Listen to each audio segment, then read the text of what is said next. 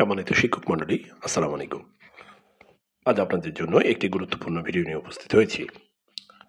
মূলত আজকের ভিডিওটিতে আলোচনা করব মাধ্যমিক ও উচ্চশিক্ষা অধিদপ্তর আপনাদের জন্য এমপিওর আবেদন ও নিষ্পত্তি সংক্রান্ত একটি নির্দিষ্ট ডেডলাইন প্রকাশ করেছে।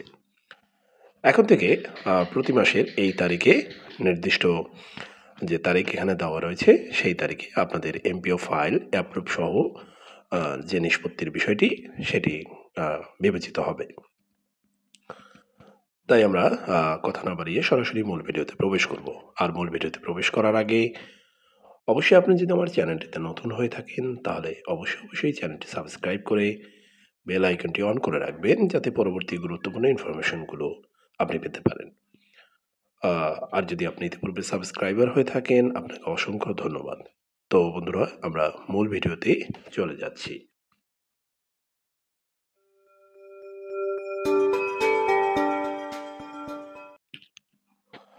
তো সম্মানিত শিক্ষক মণ্ডলী, আপনারা ইতিপূর্বে অবগত আছেন যে বেসরকারি মাধ্যমিক ও উচ্চ মাধ্যমিক যে সমস্ত প্রতিষ্ঠান রয়েছে, অর্থাৎ স্কুল ও কলেজের জন্য সেখানে অনলাইন এমপিও করার জন্য প্রতি জোর মাসে আবেদন করতে হয়। অর্থাৎ ফেব্রুয়ারি, এপ্রিল, জুন, অগস্ট, অক্টোবর এবং ডিসেম্বর।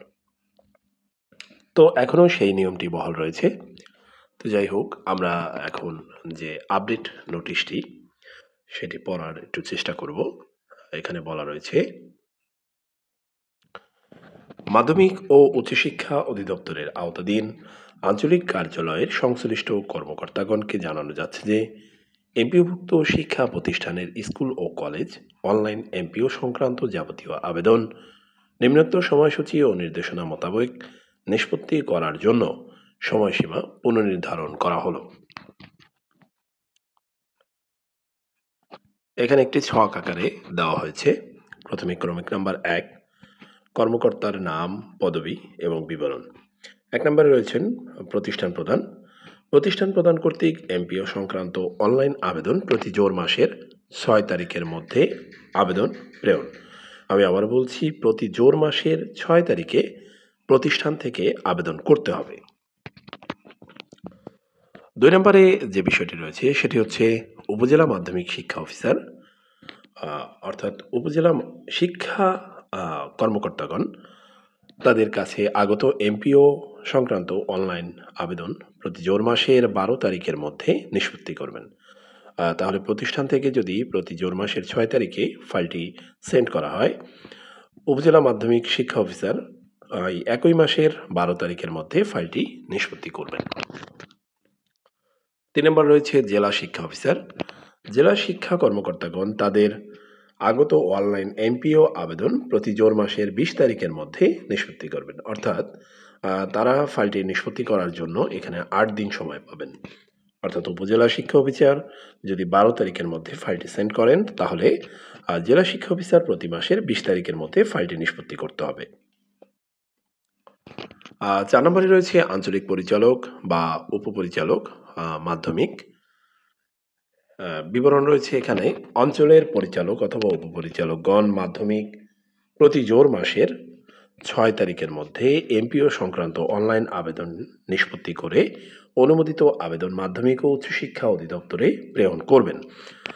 তাহলে এখানে আঞ্চলিক পরিচালক বা উপপরিচালক যিনি রয়েছেন তার আন্ডারে ফাইলটি, অর্থাৎ পরবর্তী মাসের 6 তারিখ পর্যন্ত তিনি সময় পাবেন। অর্থাৎ পরবর্তী মাসের 6 তারিখের মধ্যে তার কাছে আগত নির্ভুল ফাইলটি তিনি সেন্ড করবেন। 5 নম্বরে রয়েছে মাধ্যমিক ও উচ্চশিক্ষা অধিদপ্তরে পুনঃযাচাই। মাধ্যমিক ও উচ্চশিক্ষা অধিদপ্তরের সংশ্লিষ্ট শাখা প্রতি জোর মাসের 8 তারিখের মধ্যে অঞ্চল হতে অনুমোদিত আবেদন পুনঃযাচাই করে ইএমআইএস সেলে প্রেরণ করবেন। অর্থাৎ মাধ্যমিক ও উচ্চশিক্ষা অধিদপ্তরের পুনঃযাচাইয়ের সময় মাত্র 2 দিন। মাত্র 2 দিনের ভিতরে সেখানে যে প্রোগ্রাম রয়েছে তিনি ফাইলটি যাচাই বাছাই করে 2 দিনের ভিতরে ইএমআইএস সেলে ফাইলটি পাঠাবেন। এরপরে 6 নম্বরে, অর্থাৎ সর্বশেষ যে বিষয়টি রয়েছে সেটি হচ্ছে এমপিও সভা। এখানে আমরা দেখতে পাচ্ছি প্রতি বিজোড় মাসের 10 থেকে 12 তারিখের মধ্যে এমপিও সভা অনুষ্ঠিত হবে। তো এই এমপিও সভায় মূলত কতজন প্রার্থীর ফাইল অ্যাপ্রুভ হয়েছে এবং কতজন প্রার্থী এমপিও হতে চলেছেন তার একটি বিবরণী দেওয়া হয়। ইতিমধ্যে পঞ্চম গণবিজ্ঞপ্তিতে আপনারা জানেন যে প্রথম ধাপের যে আবেদন সেখানে প্রায় আ একটা ভালো সংখ্যা এমপিওকরণ হয়েছে ইনশাআল্লাহ। তো সম্মানিত শিক্ষকবৃন্দ, এই ছিল মূলত আজকের আয়োজন। আজকে তুলে ধরলাম কিভাবে আপনারা প্রতি মাসের অর্থাৎ প্রতি বিজোড় মাসে প্রতি জোড় মাসে আপনারা কিভাবে আবেদন করবেন এবং এই আবেদন কোন তারিখে কোথায় পৌঁছাবে ফাইলগুলো সেই সংক্রান্ত আলোচনা। আ তো বন্ধুরা, আমরা কথা না বাড়িয়ে এবারে বিদায় নেব। আর বিদায় নেওয়ার আগে আবারও একবার বলে রাখছি, আপনি যদি আমার চ্যানেলটিতে নতুন হয়ে থাকেন তাহলে অবশ্যই পরবর্তী গুরুত্বপূর্ণ ভিডিওগুলো পাওয়ার জন্য অবশ্যই চ্যানেলটি সাবস্ক্রাইব করার আহ্বান জানিয়ে আজকের মতো এখানে বিদায় নিচ্ছি। আসসালামু আলাইকুম।